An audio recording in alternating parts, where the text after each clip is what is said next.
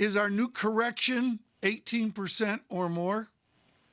I don't know, but the key difference between dealing with the Delta variant today and what we went through a year and a half ago when COVID first started crushing the economy and crashing the market, we're kind of out of trillion-dollar bullets. There's not going to be a CARES Act 4 to rescue us again. And it looks like this is going to be a persistent drag on the economy.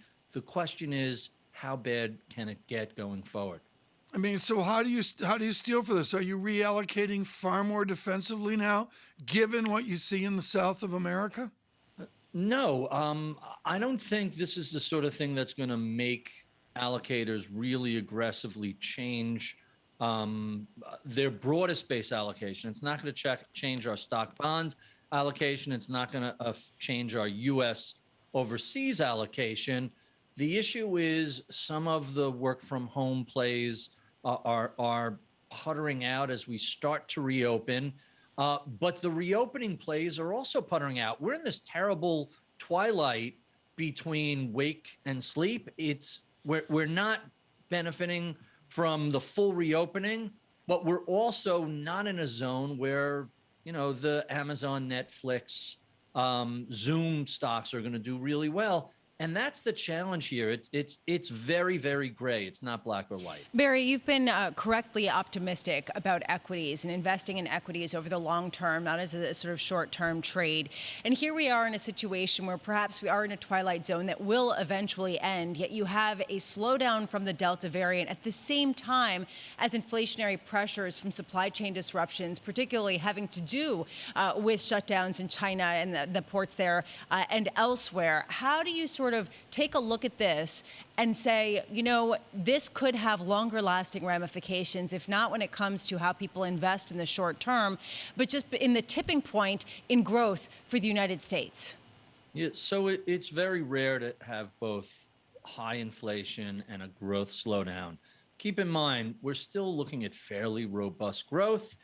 It's just less than it would be if a third of America would grow the hell up and get vaccinated. And let's not mince words.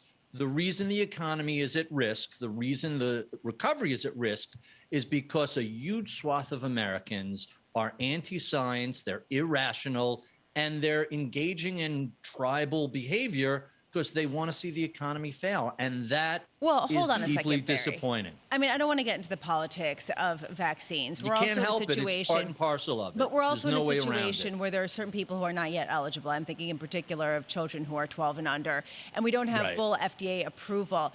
As an investor, though, when you talk to clients, when you talk to other strategists, how are they thinking about this slowdown? Is it a hiccup on a longer trajectory to just a bigger and better economy?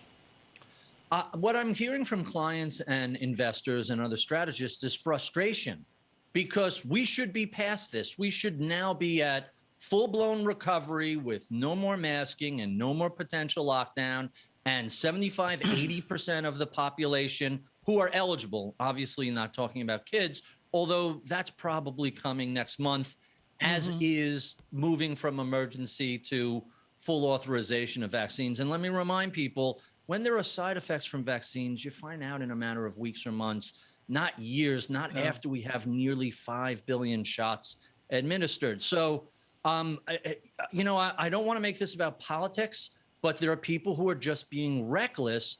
And one of the things I've written recently to corporate executives are, hey, unless you want to see this recovery, you'll go to hell. You have to step up and show some leadership about vaccines.